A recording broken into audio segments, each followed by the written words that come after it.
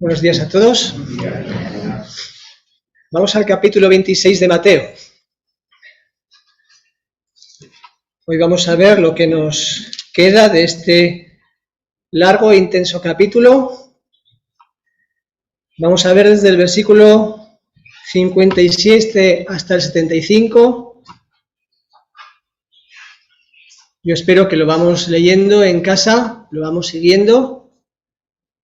Si no lo has leído, pues iremos paso a paso a través de este pasaje durante esta hora.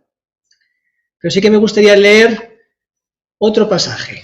Sin quitar la mano de aquí, vamos a Isaías, capítulo 53, versículos 7 y 8.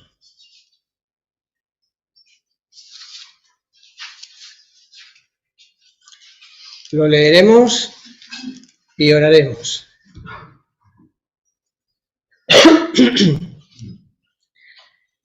Isaías, capítulo 53, versículos 7 y 8, dicho 700 años antes de que ocurriese.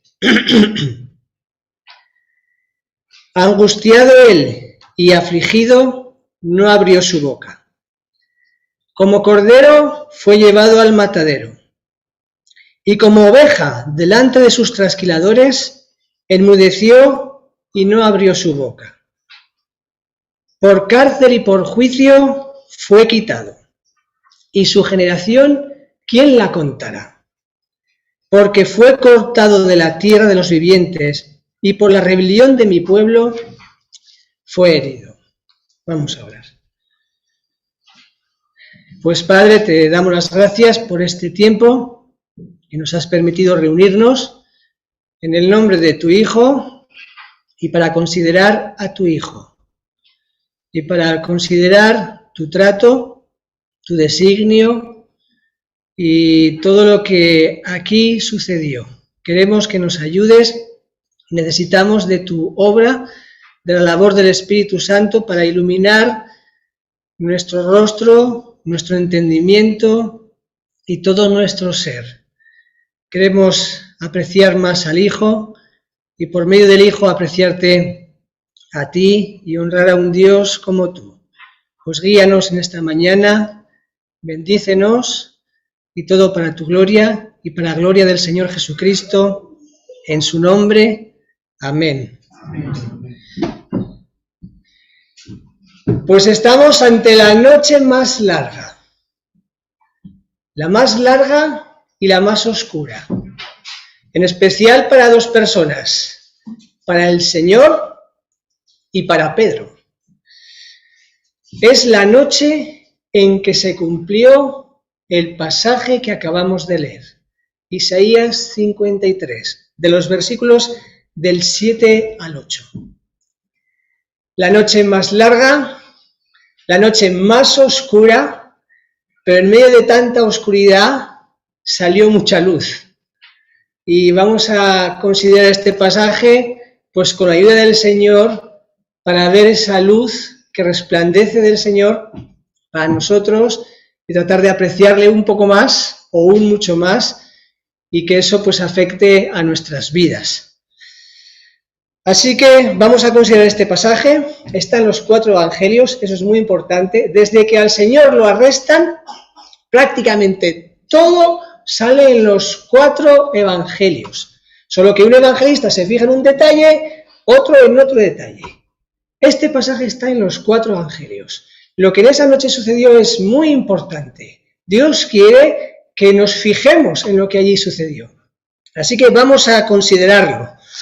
Vamos a ver, pues cuando los que prendieron a Jesús ya llevan al Señor atado, que no se les escape, ante el sumo sacerdote Caifás. Se calcula que son entre las 3 y las 6 de la noche, de esa larga noche donde al Señor no le dejaron dormir, no le dejaron descansar. Desde que lo apresan es todo pum, pum, pum, pum y directo a la cruz. Ya corriendo, queriendo quitarse el problema de encima. Lo llevaron al sumo sacerdote Caifás, donde también estaban reunidos, dice, los ancianos, los escribas y los ancianos. Y en el versículo 59 añade los principales sacerdotes, los ancianos y todo el concilio. ¿Quiénes eran estos? Del sumo sacerdote vamos a decir alguna cosa de Caifás. Quizá a ti te extraña que a veces lees que dice que eran dos sumos sacerdotes, Anás y Caifás. Y dices, ¿cómo puede ser eso? Si solo había un sumo sacerdote. Era el que representaba al Señor Jesús en la tierra. Solo podía haber uno. ¿Cómo es que a veces te dice que había dos? Bueno, es que cuando el Señor vino, Israel estaba tomada por los romanos. Y a veces los romanos quitaban y ponían. En el año 18 después de Cristo, pues cuando el Señor tendría unos 18 años, hubo un problema entre el gobernador de entonces, Valerio Grato, y el sumo sacerdote Anás. Hubo un conflicto y Valerio Grato dijo, así, pues tú, fuera. Y puso a su yerno, al que estaba casado con su hija, que era Caifás.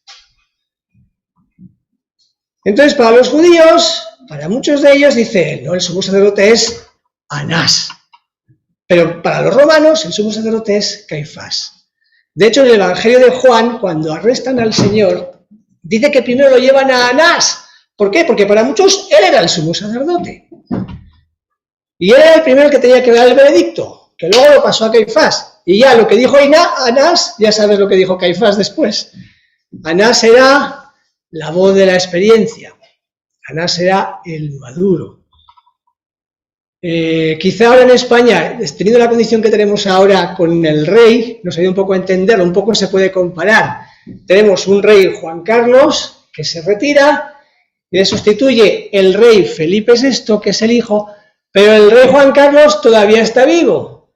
Entonces dicen, mira, uno es rey, Felipe, el otro es rey emérito.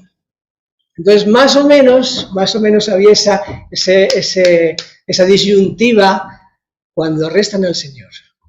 El sumo sacerdote era Anás, el gobernador romano lo quita, pone a Caifás, pero para unos Anás seguía siendo, otros, pues Caifás era el que tenía que dar el veredicto, por eso Mateo se centra en el que estaba legalmente administrando las funciones de sumo sacerdote, Caifás, pues Mateo se centra en Caifás.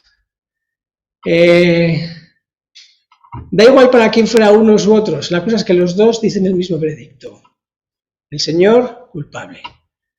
Y si acaso recordar del sumo sacerdote lo importante, lo que Dios había dicho, como el sumo sacerdote representa al Señor Jesús, y el Señor Jesús es Dios eterno, y su mediación es eterna, o sea, el Señor no muere, tenemos un sumo sacerdote eterno. Entonces, el sumo sacerdote antes de morir tenía que pasar las vestiduras.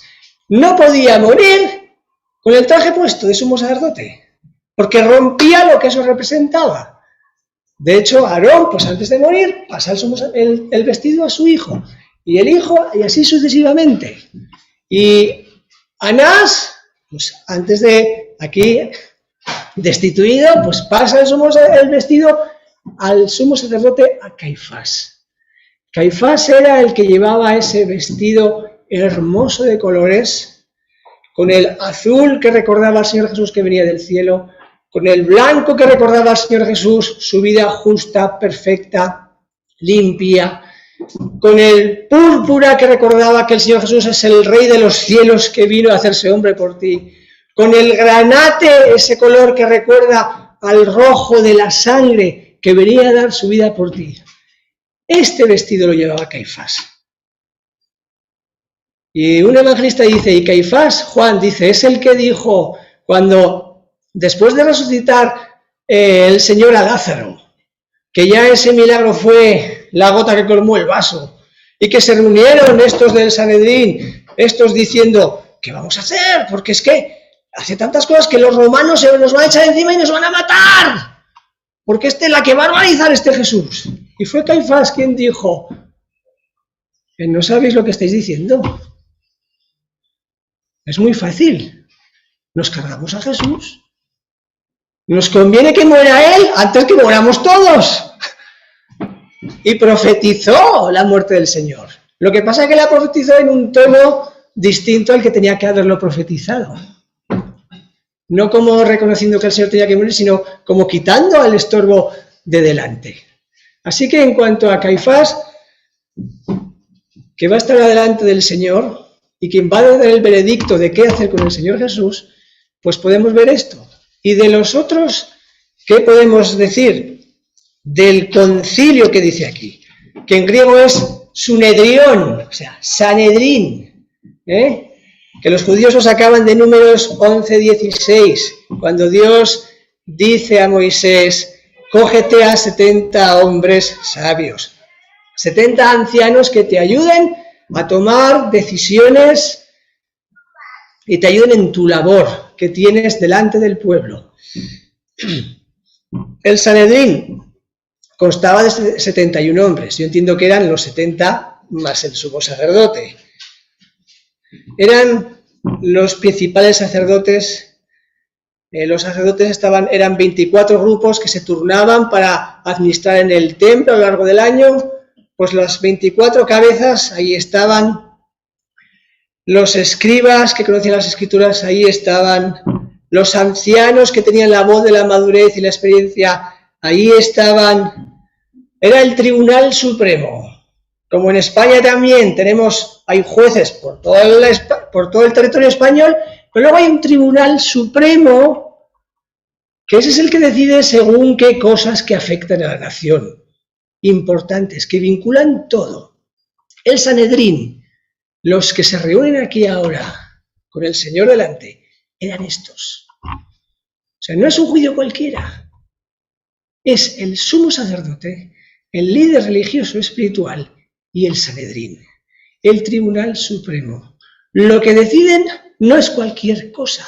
Su decisión afecta a la nación, por no decir que va a afectarnos a todos, porque de alguna manera nos vamos a ver identificados allí, con ellos, en esta noche.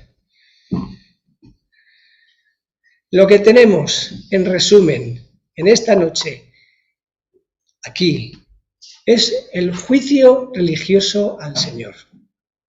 Luego vendrá el juicio civil, el juicio secular, el de Pilato, porque como los romanos no solo quitaron a un sumo sacerdote y pusieron a otro, sino que también dijeron, seguir con vuestras leyes, seguir con vuestras costumbres, pero como en vuestras leyes haya que matar a alguien, nosotros tenemos que dar el visto bueno. Y por eso cuando deciden matar a Jesús, no lo pueden llevar a cabo. Y tienen que llevarlo a Pilato para que Pilato dé el visto bueno. Buscaban falso testimonio contra Jesús para entregarle a muerte. Lo que Mateo va a decir de primeras de este juicio, viendo la importancia de este juicio, es que, mira, buscaban falso testimonio contra Jesús para entregarlo a muerte. O sea, ya habían decidido el veredicto. Ahora buscaban las pruebas como fueran, pero que no fue un juicio, que fue un teatro, que ya estaba todo montado, que se saltaron el Tribunal Supremo y el líder que representaba al Señor Jesús, el sumo sacerdote, se saltaron todas las normas habidas y por haber de cómo se hace un juicio. Tenían la norma de que al acusado le tenían que dejar tiempo a poder preparar su defensa. De eso nada. Lo cogieron preso y directamente, venga, a rendir cuentas. A no dar tiempo a que prepares nada, que nos digas nada, a pillarte como sea. No se podía juzgar de noche.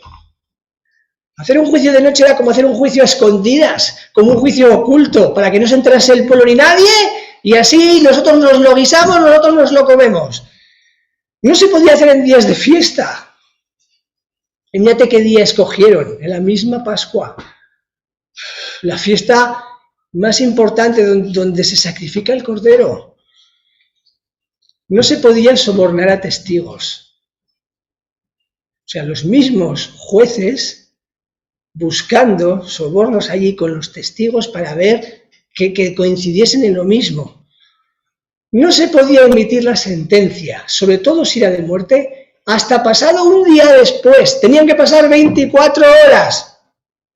Los jueces tenían que irse a la cama a dormir meditando la sentencia, considerándola bien antes de dar el mazazo, orando al Señor, no sea que se hubiesen equivocado, y también como los mismos judíos decían, para despertar sentimientos de clemencia. O sea, a lo mejor viendo que era culpable, pero ¿hay alguna forma de tener clemencia con él? Con el Señor es curioso. El Salmo 103, versículo 8 dice que el Señor es clemente para con todos. Pero aquí nadie fue clemente para con el Señor.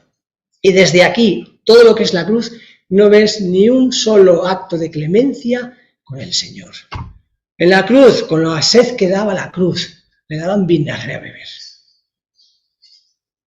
Y al principio eso que les daban a beber cuando les iban a clavar los clavos, que hay quien dicen que era un acto de misericordia a los presos, pues para como que un poco te drogaban para que no te doliesen los clavos. Y los presos se lo tomaban. ¿Vale? No era para drogarlos para que no les doliese tanto. Era para facilitar el trabajo a los verdugos romanos. Porque cuando a ti te van a clavar esos clavos, te revuelves. Vamos, como te revuelves. Y les decían, toma, para que estés un poco atontado, como cuando te van a operar, para que estés un poco atontado y no nos compliques la operación. Jesús dijo, no, a mí no me dais de eso, no hace falta, toma. Bueno, pues no hubo clemencia, no hubo un día de pensar bien lo que estaban haciendo. Y de hecho, incluso tenían una norma que era que cuando tenían que dictar la sentencia, no tenían que dictarla allí. Al día siguiente tenían en el templo, lo que es el templo, había una sala que se llamaba la sala de la piedra labrada.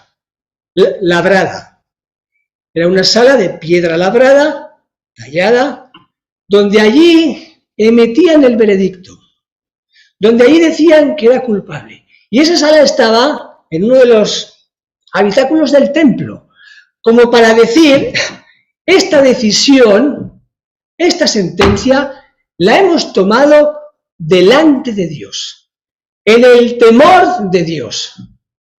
Ni siquiera fue eso, ni siquiera lo hicieron. ¿Cómo lo van a hacer? ¿Cómo se van a ir al templo? ¿Con qué cara van a ir al templo? En la sala de piedra labrada, a decir, hemos juzgado a Dios y le declaramos culpable. ¡Ojo! Porque eso es lo que es este juicio. El hombre juzgando a Dios y declarándole culpable y digno de muerte. Hemos leído en Isaías 53:8 que por cárcel y por juicio, y vamos a añadir amañado, fue quitado. Y su generación, ¿quién la contará? O sea, que no les pase nada a estos. Que no les pase nada. Pero yo cuando considero este pasaje, lo considero mirándome a mí y me asusta. Porque yo a veces puedo ver cómo soy por lo que hago, pero a veces puedo verlo como soy por lo que hacen otros, diciendo, si yo soy hombre también. No sé si tú alguna vez has oído o incluso has llegado a decir, si yo hubiese vivido los tiempos de Jesús, nunca lo hubiera hecho. Nunca lo hubiera crucificado. Yo no estaría con los que dijeron, crucifícale. Yo no estaría aquí con el Sadín, con estos hombres sabios, creyendo las mentiras de los testigos falsos. Yo no haría eso.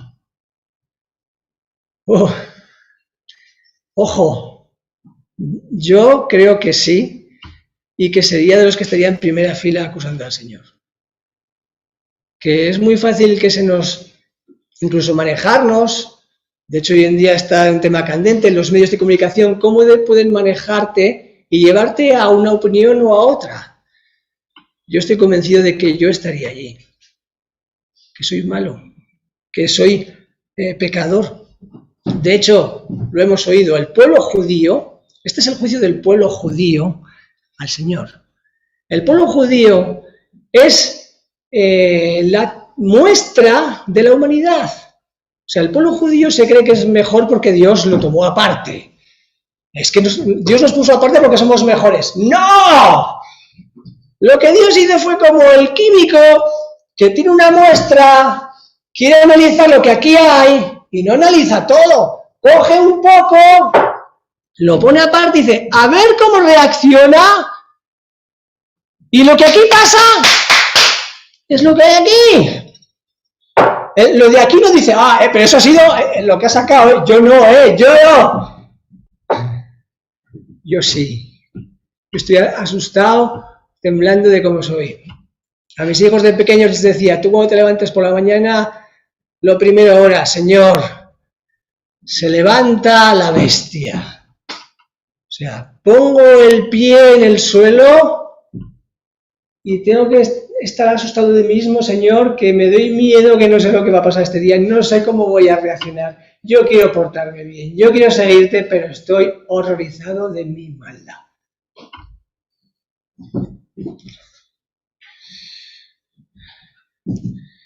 Bueno, buscaron testigos, falso testimonio, habían decidido ya la sentencia, ahora la cuestión de venga, uno tras otro, venga a pasar testigos, y no había manera.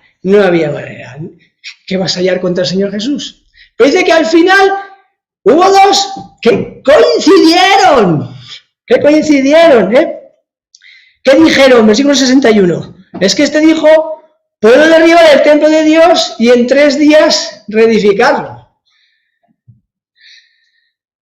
Marcos dice que ni concordaban, o sea, Marcos dice, mira, el otro dijo, yo derribaré y en 3 días edificaré otro hecho sin mano, o sea, ni siquiera coincidían, pero se agarraban a un hierro rugiente, a un clavo al rojo vivo, cualquier cosa con tal de acallar sus conciencias y decir, mira, culpable y digno de muerte. La ironía es que están haciendo referencia a lo que pasó hace 3 años. Fue hace 3 años, en Juan 2:19, cuando el Señor comenzó su ministerio, su primera aparición en el templo, y dijo, destruid este templo, destruid vosotros, no yo, destruid este templo y en 3 días lo edificaré. Y está hablando en este momento, como diciendo, matadme, crucificadme, pero en 3 días resucitaré. Pero ellos ni lo entendían, pero por lo que vemos aquí eso lo tenían clavado. O sea, daba igual los 3 años de milagros, de sanaciones, de enseñanza, de traer luz al ser humano, de aliviar de todos males, daba igual todo eso, todo el bien. Solo se fijaban en esa cosa. A veces nosotros, es que somos así. Incluso entre nosotros, entre hermanos que se desviven por nosotros, el bien que nos hacen una cosita que se han equivocado y parece que solo existe eso. Y nos olvidamos de todo el bien que ese hermano nos ha hecho. Y somos así, eso. Es que hace 3 años me dijiste eso. Pues así están. Es que hace 3 años dijiste... ¿Qué va a decir eso? Hace 3 años, anda, ¿no te ha pasado nunca que cuentas una cosa, oyes una historia, la cuentas? Y pasados 3 años, en otra circunstancia, te acuerdas de esa historia y la vuelves a contar. Y ya no la cuentas igual. Porque te olvidas de detalles, se olvidan cosas. Pues eso pasaba. Primero, no entendieron lo que Jesús dijo y encima luego es que no la contaban igual. Pero como aquí se parece, ya está. Y aquí es cuando el sumo sacerdote se levanta y se pone en pie delante de Jesús. Hasta ahora el sumo sacerdote estaba sentado con el Sanedrín, viendo pasar los testigos, acusando a Jesús sin coincidir. Cuando aquí hay 2 que más o menos dicen lo mismo, entonces cuando se envalentona el sumo sacerdote, cuando se levanta, cuando se pone con sus vestiduras hermosas, que hablan del Señor Jesús, se pone delante del Señor y dice,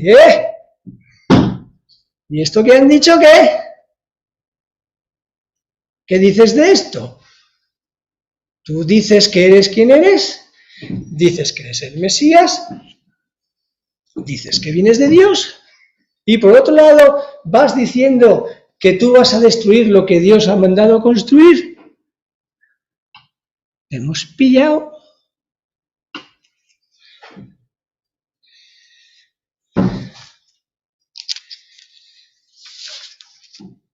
Versículo 63.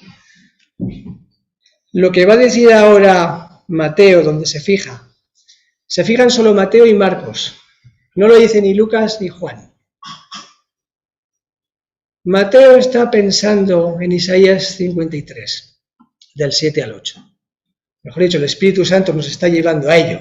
Mateo a lo mejor allí mismo no sabía, pero donde Mateo se fija es que dice, mas Jesús callaba.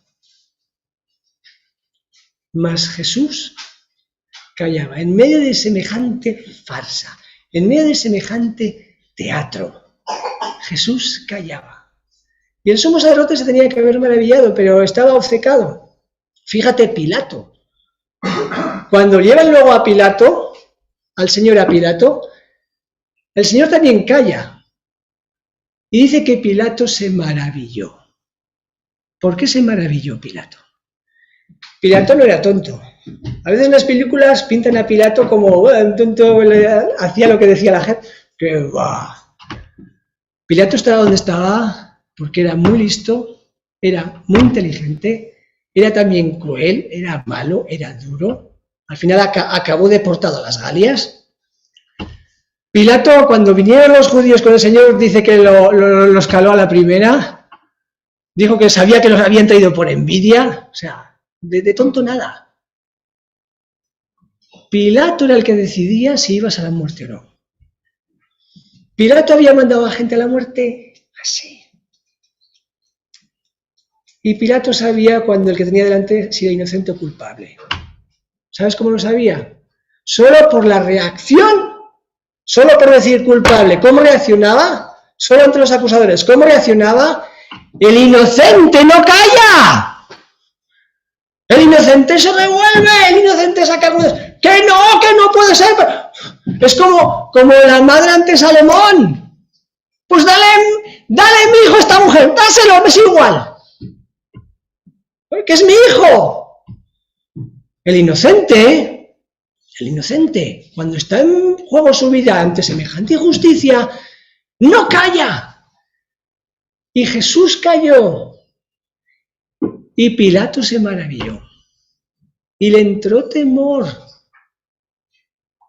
Porque veía que era inocente. Y dice, ¿cómo es que calla? Cuando aquí Mateo dice que Jesús callaba, es también para nosotros pensar en este silencio del Señor y para apreciar más al Señor. O sea, ¿por qué cayó si era inocente? Jesús lo dijo, ¿qué crees? ¿Que no puedo orar y decir, Padre, mándame 12 legiones y fuera con todo esto? O sea, vengo a morir por el ser humano. Vengo a dar mi vida por ellos. Y mira tú de qué manera me están tratando y mandando a la cruz. Venga, hombre. Jesús podía haber dicho, se acabó la farsa. Fuera. Padre, manda 12 legiones de ángeles y se acabó. Pero Jesús callaba. Ahí estaba pensando en ti y en mí, Enrique. Decía, es que si hablo, que tengo todo el derecho, pero es que si hablo, es que ¿quién va a morir por Katy? ¿Quién va a morir por Luis? ¿Quién va a morir por Chema?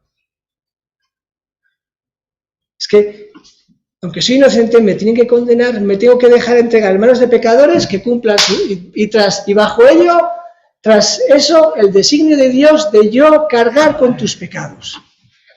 Así que mírate si no es para apreciar y para adorar al Señor. A veces nos pasa, estamos en una circunstancia, en una situación, y dices, ¿qué hago? ¿Hablo o callo? Si hablo, igual meto la pata. Si callo, igual meto la pata. ¿Qué hago? Señor, ¿qué hago? Jesús sabía lo que tenía que hacer. Tenía que callar. Salmo 22:6. Mas yo soy gusano y no hombre. Me están tratando como un gusano, ni como una persona. Me están, como cuando ves un gusano, ¡Ah, mira un gusano! Eso estaban haciendo allí con Jesús. Y Jesús callaba. En Deuteronomio capítulo 15, versículo 19, dice así: consagrarás al Señor tu Dios todo primogénito, macho de tus vacas y de tus ovejas. No te servirás del primogénito de tus vacas, ni trasquilarás el primogénito de tus ovejas. Fíjate tú qué detalle da la palabra de Dios aquí. Dios, del cordero que tú ofrecías, del primogénito, decía, tiene que ser sin mancha, no tiene que tener tara, todo eso hablando de la perfección del Señor Jesús. Y decía aquí, y no lo trasquilarás. O sea, eso de pasar la máquina ahí, y quitarle su blanca lana y dejarlo allí despellejado, dice, puedes trasquilar tus ovejas, pero al cordero que me ofreces, al primogénito, no lo trasquilarás. No le quitarás su blanca y hermosa lana, que habla de su vida pura, que habla de su vida perfecta, que habla de su vida justa, no lo trasquilarás. Pues aquí lo que están haciendo es trasquilar al Señor Jesús. En este juicio están haciendo...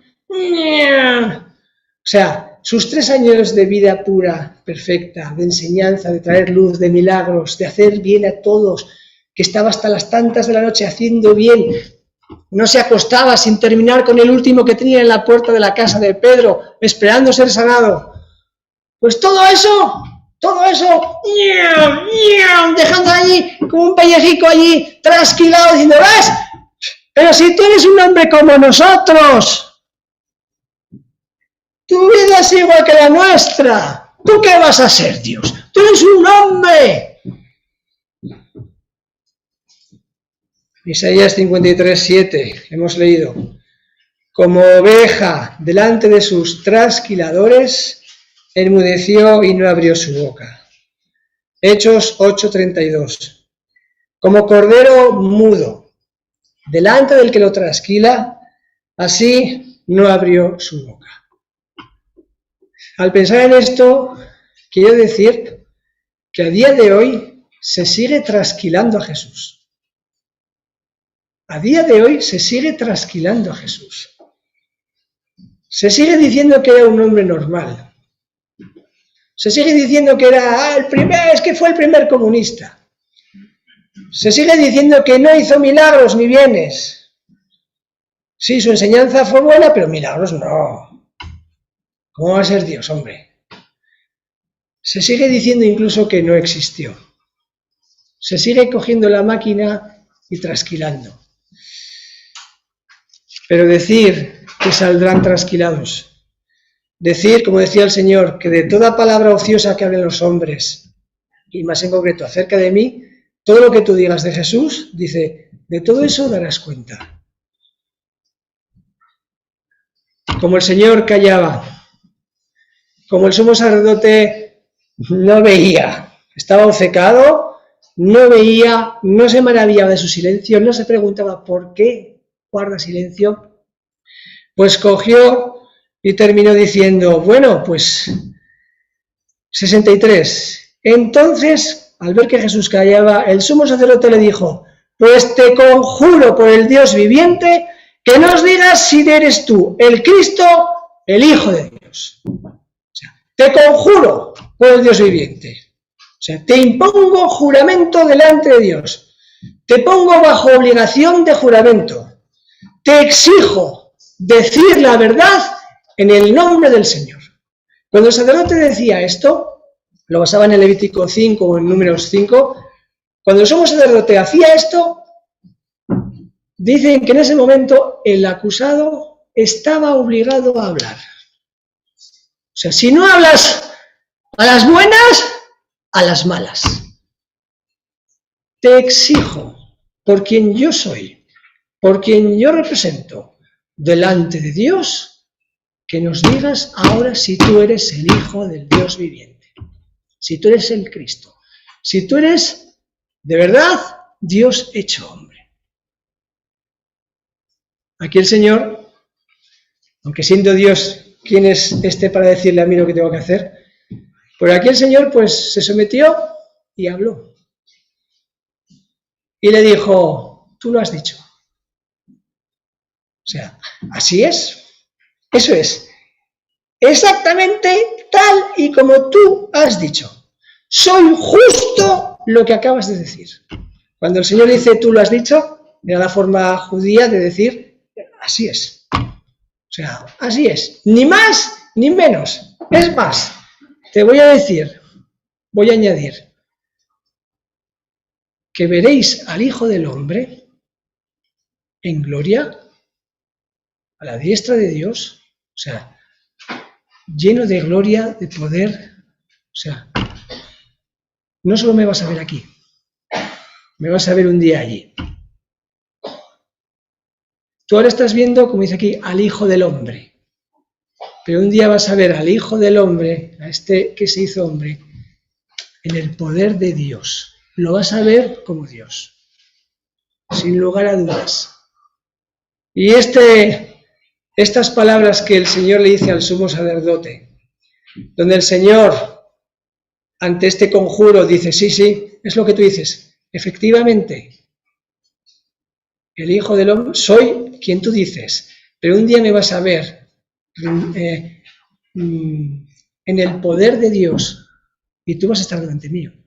Estas palabras son para tomar las nuestras y decir, el Señor está diciéndonos a todos, el Señor me está diciendo a mí, por medio de lo que le está diciendo al sumo sacerdote, está diciendo que yo un día, yo estoy viendo al Señor, pues cuando se hizo hombre, yo procuro verlo con otros ojos, maravillándome, viendo su gloria tras ese hacerse hombre. Yo procuro no trasquilar al Señor, esa blanca lana, al revés, procuro apreciarla.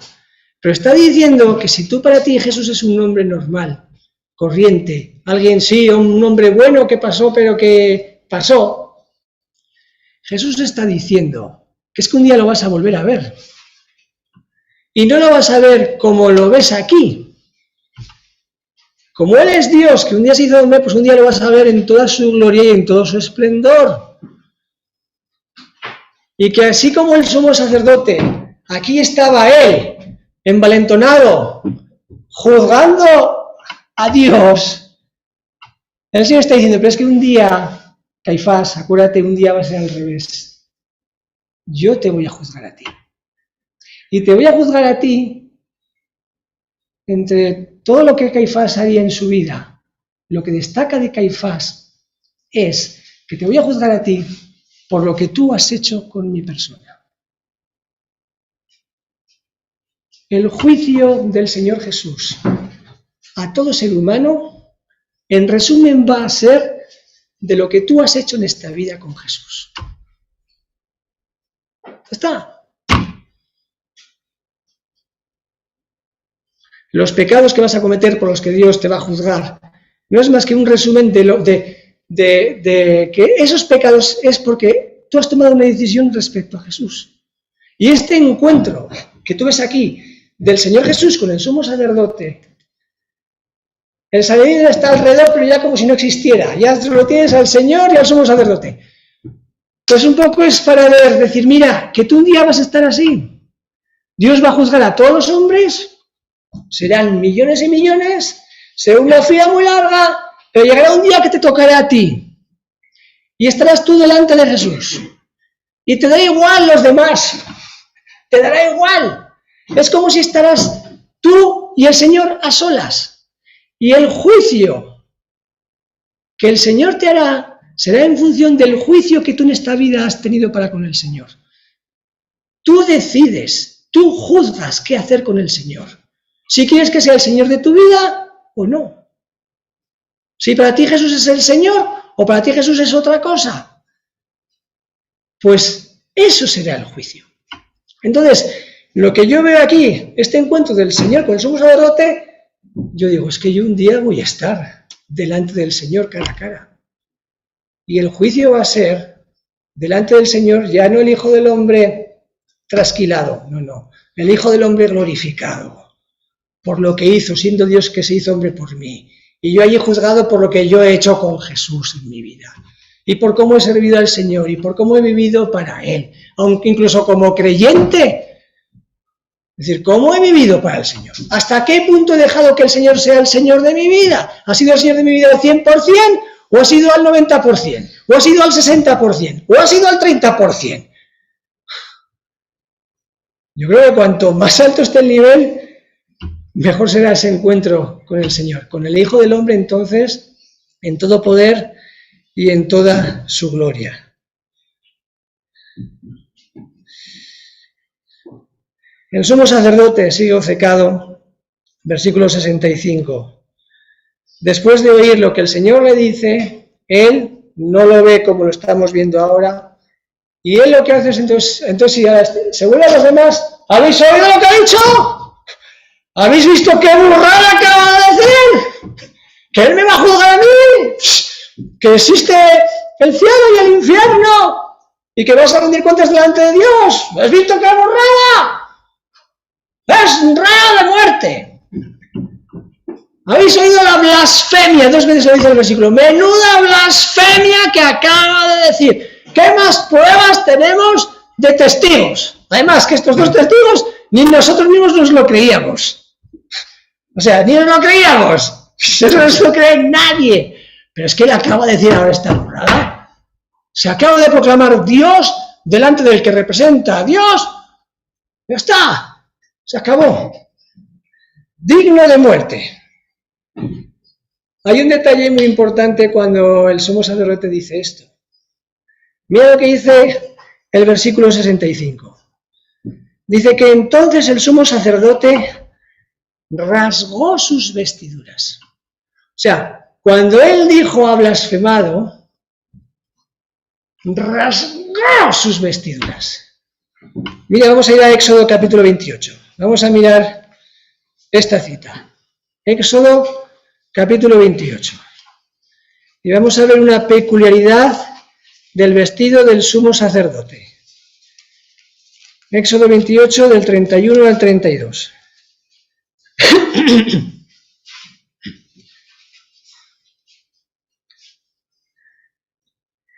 Harás el manto del efod todo de azul. Y en medio de él, por arriba, habrá una abertura, la cual tendrá un borde alrededor de obra tejida, como el cuello de un coselete, para que no se rompa.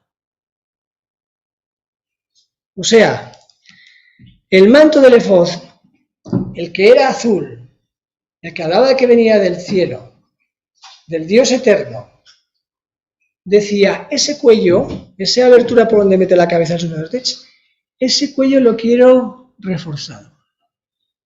Lo quiero, pues como muchas camisetas ves y cosas que están dobladas, hay dobleces, para que no se rompa. Como el cuello de un coselete. El coselete era ese refuerzo de cuero que llevaban los soldados, para protegerles más. Aquí no está diciendo que fuera de cuero, sino que sí que tenía esas dobleces para que fuese más fuerte. Los judíos eran conocidos por cuando algo te desgarraba el alma, cuando algo te dolía y te llegaba al corazón, cuando te pasaba una tragedia, una desgracia, los judíos rompían la túnica. La rajaban, porque expresaban así lo que pasaba dentro. O sea, me has rajado el alma. Y el Señor dice, el sumo sacerdote no, tú no lo puedes hacer. ¿Por qué? Porque tú estás representando al Señor Jesús. Tú estás representando el ministerio del Señor Jesús. El Señor Jesús es sumo sacerdote para siempre. Hebreos 7, del 21 al 25, habla de cómo el Señor Jesús, por tener esta vida eterna, por ser sumo sacerdote para siempre, por eso para siempre vas a estar con el Señor. O sea, en base a que Jesús paga la cruz, pero luego él tenía que resucitar y ya hacer las paces entre Dios y tú, y él en medio para siempre. Por eso tú puedes estar en el cielo para siempre. sea, tú en la eternidad quitas a Jesús del medio y eso no hay por dónde cogerlo. Y el sumo sacerdote no podía rasgarlo, porque no correspondía a la obra del Señor Jesús por ti y por mí. Y aquí está el sumo sacerdote terrenal ante el sumo sacerdote celestial, la figura ante la realidad. Y aquí cuando Caifás, en su celo y en su rabia, no rasgó de dolor, yo creo, de que te duele en el corazón lo que estás haciendo con el Señor. En ese rasgar habéis oído lo que ha dicho. Rasgó el sumo sacerdocio, lo rompió, se acabó. Ese pasar de uno a otro y que no te podías morir con el vestido puesto, porque entonces representabas que se acababa tu Salvador, tu mediador. Ese pasarlo de uno a otro en vida, ese guardar ese traje, ese coselete de no rasgar el vestido, ahí fue rasgado. Allí hubo el cambio, es lo que simboliza. Allí Caifás, el sumo sacerdote, él sin darse cuenta de lo que decía, profetizaba sin darse cuenta. Allí estaba diciendo, señores, hasta aquí. Todo el sumo sacerdote era hasta aquí. Esto se acaba, ahora fijaros en él. Él es. Este vestido habla de él. Mi sacerdocio, el sacerdocio de Leví, acaba aquí. Ahora llega el de Melquisedec. Ahora llega el sacerdocio eterno. Yo no sé cuando los judíos construían el templo que tenían que construir, cuando aparezca el sumo sacerdote que tiene que aparecer, no sé qué vestido llevará. No creo que lleve este se debió de perder, pero debería llevarlo en un sentido, con el coselete y el efod rajado. De hecho, luego se va a rajar el velo del templo, de arriba abajo también. Todo esto para decir que todo esto hablaba del Señor Jesús.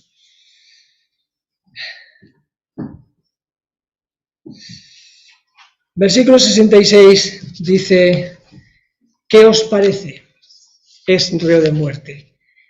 Y el juicio del Señor concluye diciendo que entonces le escupieron y le dieron de puñetazos y le abofeteaban. 70 hombres llenos de odio y él callaba. Marcos es el que dice que algunos de ellos, no todos, algunos comenzaron a escupirle y a cubrirle el rostro y a darle de puñetazos y decirle, profetiza, tú dices que eres Dios, pues venga, te tapamos los ojos y dinos quién te ha golpeado. Vamos a leer Isaías capítulo 50, versículos 6 y 7.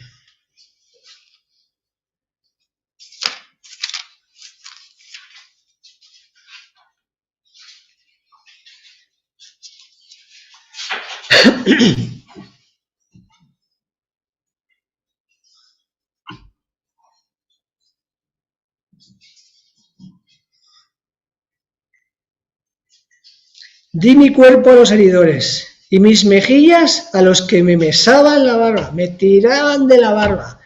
O sea, se quedaban en su mano pelos de mi barba, de los tirones que me daban.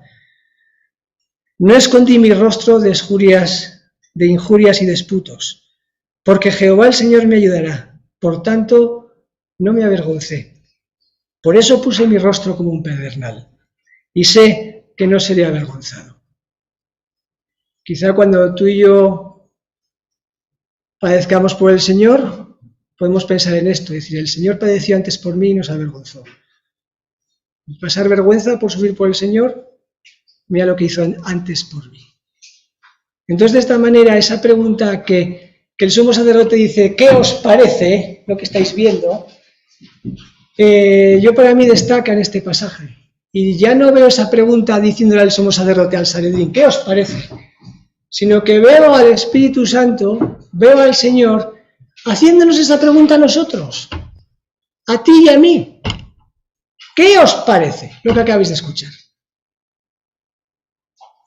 ¿Qué te parece lo que hicieron con Jesús? ¿Qué hicieron? Pues estaban todos equivocados. Que eso de que la mayoría tiene la razón no es así. Pero ¿qué te parece lo que el Señor está haciendo aquí por ti? ¿Y qué te parece lo que tú estás haciendo por Él? Después de ver lo que Él hace por ti, después de ver lo que Él hizo por ti, después de ver que Él cayó por ti, ¿qué te parece? ¿Qué vas a hacer?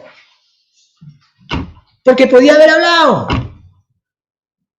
Vamos, es que tal ofensa era para decir, mira, saña y con escarnio, decir, mira, que se acabó. O sea, encima de que hago un favor, ¿me lo pagas así? Ah, venga, ahí os quedáis todos. Señor, 12 legiones de ángeles. Pero más Jesús callaba.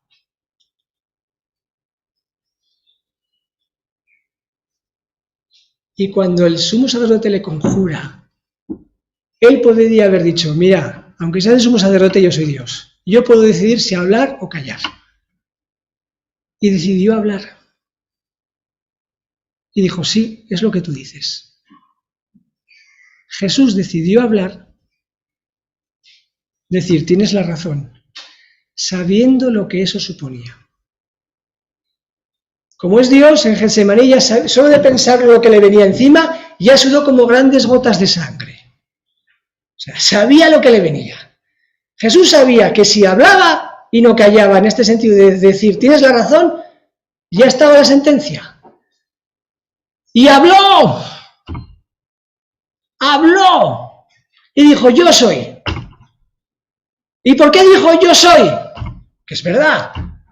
¿Para qué lo dijo? Para que no fueras tú, ni fuera yo a la cruz. Para ir Él a la cruz por ti y por mí. ¿Qué os parece? ¿Qué me parece a mí? ¿Qué concepto tengo yo de Jesús? ¿Qué pienso yo de Jesús viendo lo que Él hace por mí? ¿Cómo estoy viviendo mi vida después de ver lo que Él hace por mí? ¿Qué me parece mi vida? ¿Estoy contento con mi vida? Pues aquí está esta pregunta, ¿qué os parece? Yo creo que lo que me parece a mí, ellos dijeron digno de muerte, y lo que a mí me parece es que es digno de ser alabado, de que el Señor merece lo mejor, de que el Señor merece que nuestras vidas sean para Él, que le corresponden, que ante lo que Él ha hecho por nosotros, pues que ese amor de Cristo me constriñe. Eso es lo que me parece, eso es lo que me hace estar aquí, eso es lo que me hace vivir la vida. Bueno, ¿y qué pasa con Pedro? Hasta ahora Pedro hemos tenido, lo habíamos dejado en el versículo 58 diciendo que seguía de lejos a Jesús. O sea, hemos visto hasta ahora la afirmación de Jesús. Ahora vamos a ver la negación de Pedro. De un Pedro que había dicho delante de todos, yo mi vida, si hace falta yo muero por ti, yo siempre a tu lado. Y hasta ahora se ha quedado ahí Pedro en un rincón, siguiendo, dice, de lejos a Jesús. A escondidas, que no me vean, que no se note. No sé si ese es tu concepto de cristiano, de ir por la vida, ir al instituto, ir al trabajo, pero que no se note que soy cristiano. Porque si no, eso me va a causar problemas, igual pierdo el trabajo, no sé cuál es tu concepto. Pero allí en ese momento Pedro, bueno, pues seguía de lejos. Y cuando llegan al patio del sumo sacerdote, bueno, Juan, el Evangelio de Juan es el que dice que Pedro iba con otro discípulo, no dice quién era de los otros discípulos, pero que ese otro discípulo era conocido del sumo sacerdote, entonces le conocían allí, y entonces este pudo entrar, Pedro se quedó fuera. Y al poder entrar, este discípulo se las apañó para conseguir, oye, que este es mi amigo. ¿A él no le conoces? A mí sí, déjale pasar. Entonces va la criada, una jovencita, una muchachita, inofensiva, vamos, un trozo de pan, inocencia pura, y le deja entrar. Vale, pues yo no le conozco, pero tú dices que tú le conoces, pues venga, pasa. Y a lo que pasa se le queda mirando. Oh, su cara me suena. Pedro se pone en el fuego, se sienta con los demás. No sé qué estaría pensando ahí Pedro. Diría, bueno, primera prueba superada. Hemos conseguido entrar. Ya estoy aquí dentro. Yo no sé cómo se vería Pedro, no lo sé. Igual se vería como el superhéroe que va a salvar al Señor Jesús. No lo sé. No sé qué pensaría en esa hoguera, al calor de esa hoguera hecha por los hombres. Pues bueno, prueba superada, estamos dentro y ahora, ¿cómo sigue el plan? Ahora, ¿cuál es el siguiente paso? Y en eso que igual está pensando eso y entonces se acerca la criada que le ha abierto la puerta, que ha dicho, tu cara me suena y dices, sí, que yo te conozco, que tú eres el que estaba con Jesús, el Galileo. ¿Eh? No. ¿Qué dices? ¿Qué estás diciendo? No sé qué dice. Se levanta y se va a la puerta. Cuando lees este pasaje en los 4 evangelios, vas viendo a Pedro sentado de pie, sentado de pie, sentado como aparentando que disimulando aquí yo soy como uno de vosotros, y en cuanto a la mínima que alguien dice, tu cara me suena, y ya como saliendo a la puerta como diciendo, a ver, porque igual tengo que, ¡sí! Es para que os quiero. O sea, lo ves como un flan en medio de la tormenta. O sea, yo creo que esto a Pedro no se le daba bien. El pescar, sí. El echar la red tenía trazas. Pero aquí, esto de disimular así...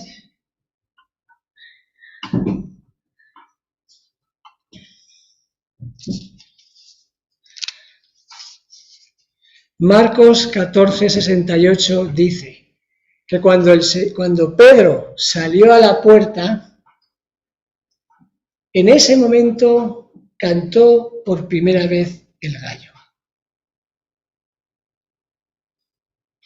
¡Kikiriki!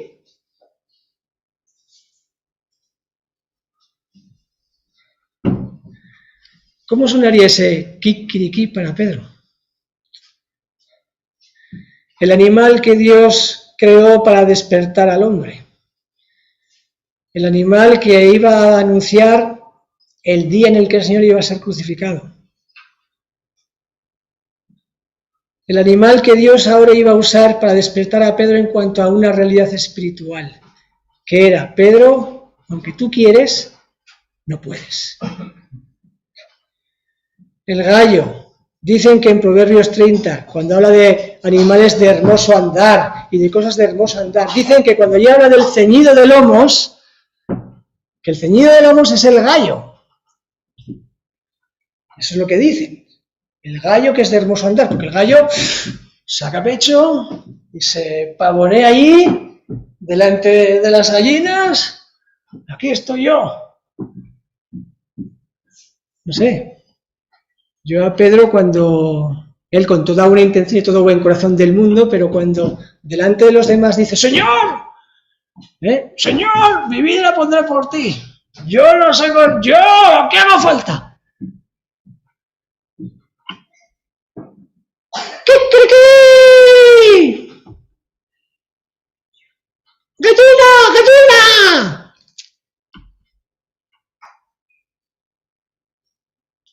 El gallo, quizá convertido en gallina. ¡Cobarde, cobarde!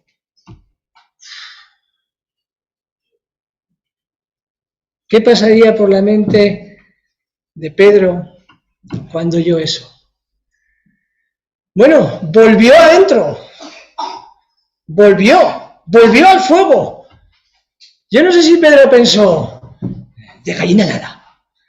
Yo he dicho que pondré mi vida por el Señor, pues a la primera ha sido el primer ring, el primer combate, bien, pero vuelta a combate, adentro.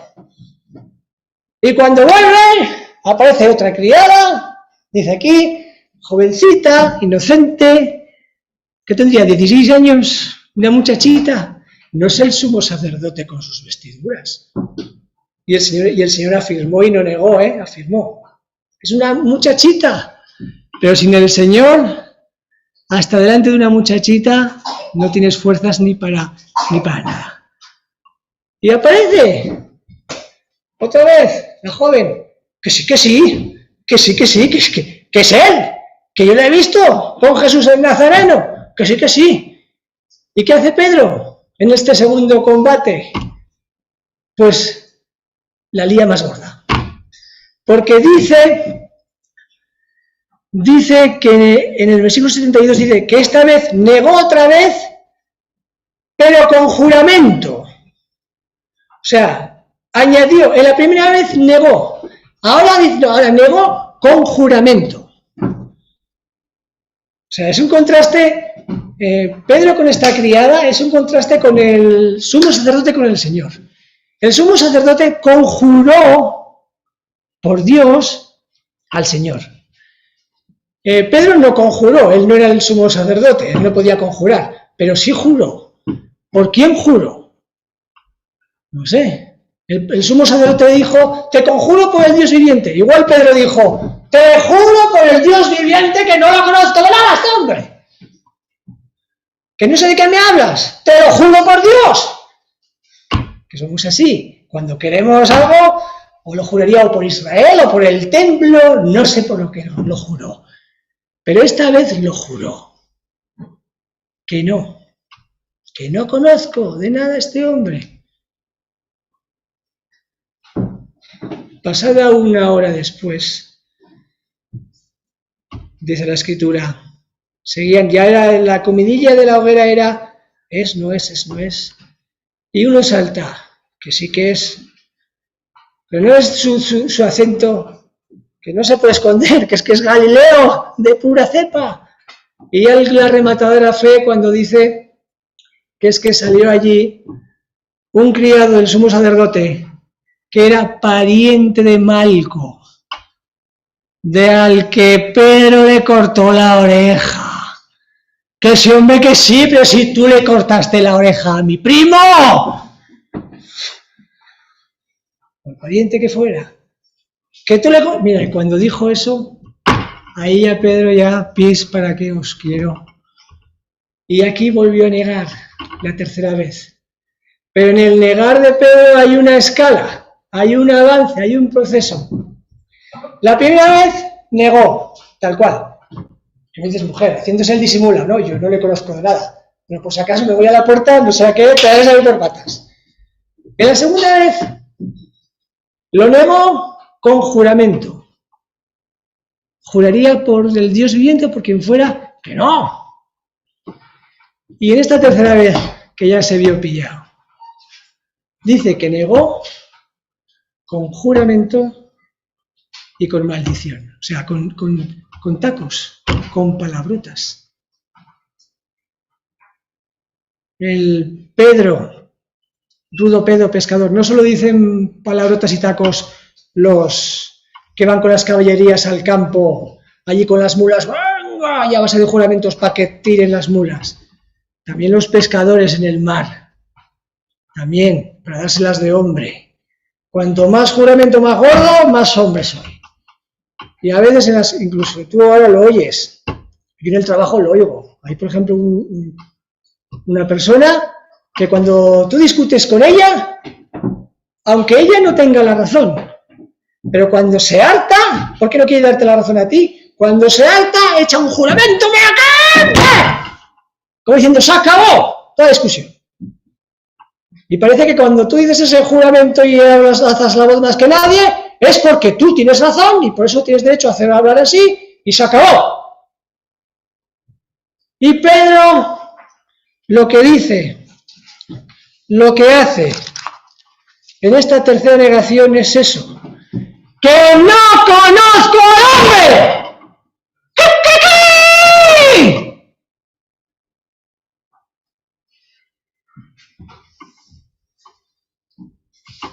Dice que allí cantó el gallo la segunda vez. Que aún no había acabado de decir la frase, que allí cantó el gallo la segunda vez. Y Lucas dice que en ese preciso momento el Señor se volvió y le miró.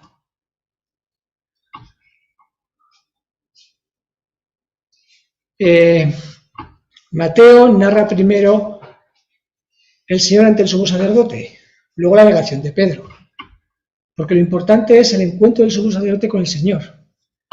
Lucas se fija más, lo hemos dicho en alguna ocasión, Lucas se fija más en el orden de las cosas.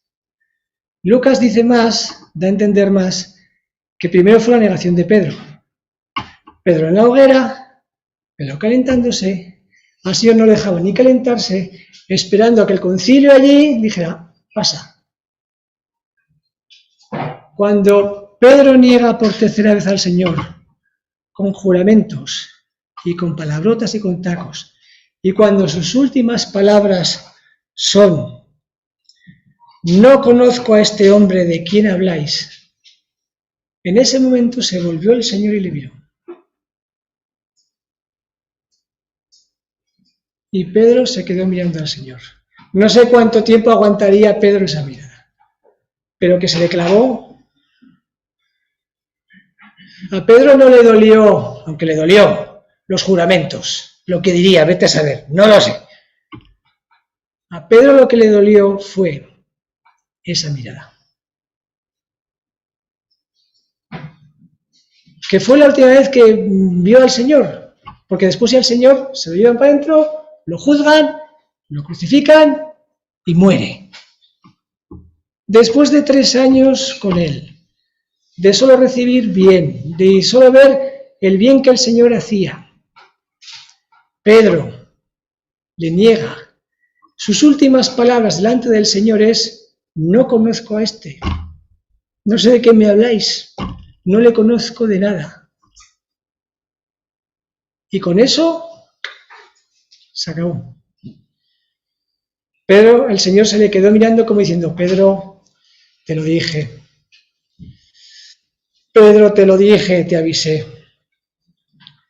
Se te ve sentado de pie, pero no se te vio de rodillas en Getsemaní orando. Joven Pedro, pescador y fuerte, que tienes celo por el Señor, pero que si no oras no sirve de nada, que el Espíritu está dispuesto, que quieres hacer muchas cosas para mí, que quieres servirme, que quieres que te use, pero si lo quieres hacer en tus propias fuerzas, estás perdido. Ponte de rodillas, encomiéndate a mí, Pedro. Pedro, te lo dije.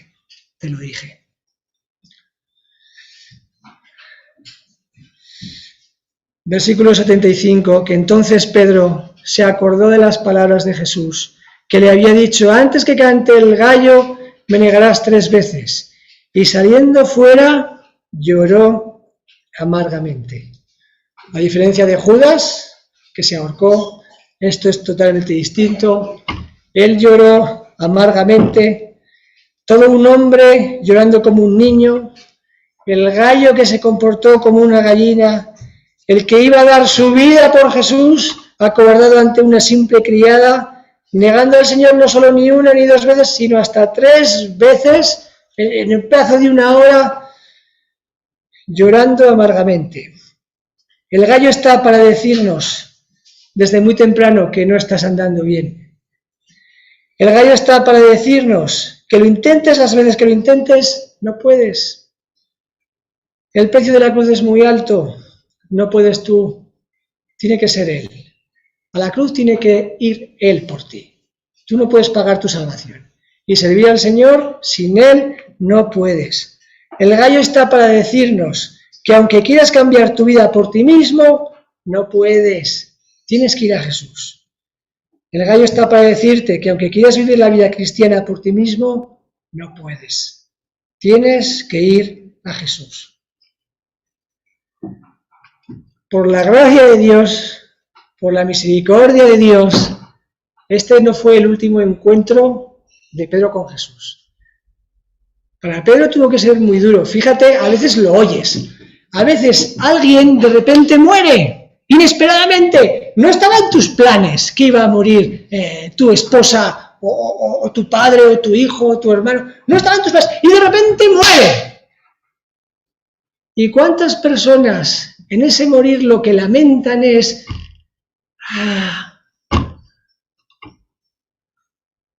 podía haberle tratado de otra manera, podía haberle dicho más veces que le amaba. Pedro quizá podía haber dicho,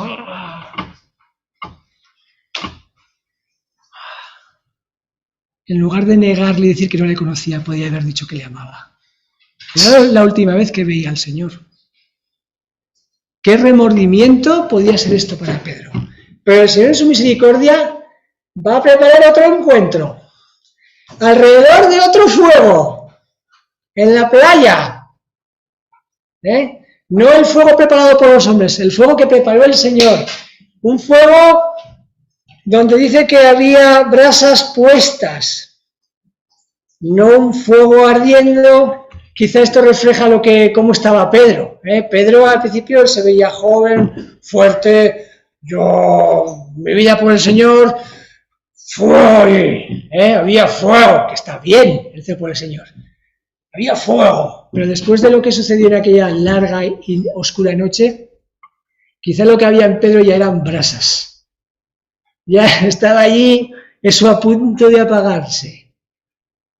Y alrededor de esas brasas, el Señor vuelve a mirar a Pedro. Y Pedro vuelve a mirar al Señor.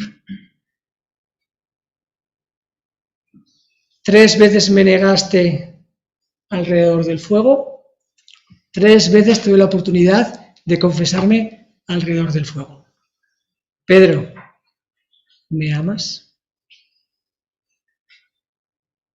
Si querías decirme que de verdad me amabas antes de despedirnos ya para ir a la cruz, te doy la oportunidad ahora. Pedro, ¿me amas?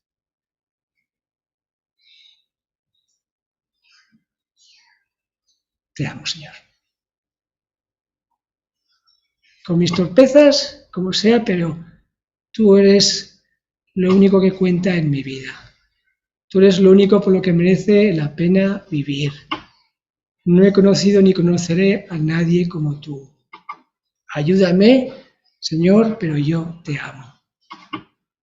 Y el Señor le profetizó que le seguiría. Por el año 68 después de Cristo, Pedro iba a morir en la cruz. Y Pedro se cuenta que él dijo, sí, a mí, como el Señor, pero boca abajo. No soy ni digno de morir como el Señor. Pedro esa noche entendió lo que significa, separados de mí, nada podéis hacer. Y como decíamos desde el principio, como todo esto que vemos no es más que un reflejo de cómo somos, no es más que la probeta de lo que hay aquí, pues la lección, Señor, separado de ti no puedo hacer nada. Ayúdame. Y vivir más cerca de Él, más dependiente de Él, leer más, orar más, buscarle más, porque separados de mí nada podéis hacer. En Hechos capítulo 4, Pedro va a volver a estar en casa del sumo sacerdote. No va a estar en el patio, va a estar arriba. Va a estar delante de Anás y de Caifás, delante de los dos. Y no va a callar, y no va a negar, va a confesar, y les va a acusar, y va a decir que solo en Jesús hay salvación, y le van a amenazar, y va a decir, yo no me callo. Ha cambiado Pedro, ha aprendido, ha tomado buena nota.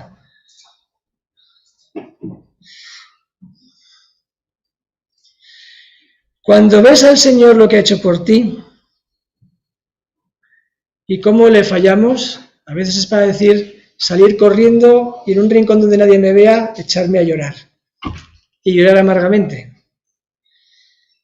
Cuando ves lo que Jesús ha hecho por ti y tu vida, que ha sido un esconderte, sin identificarte con Jesús, un querer andar en las tinieblas, un querer seguir a Jesús de lejos, un querer beneficiarme de Jesús, pero sin el compromiso de Jesús. Si tú ves que tu vida es así, pues sí, es para correr y echar y llorar amargamente.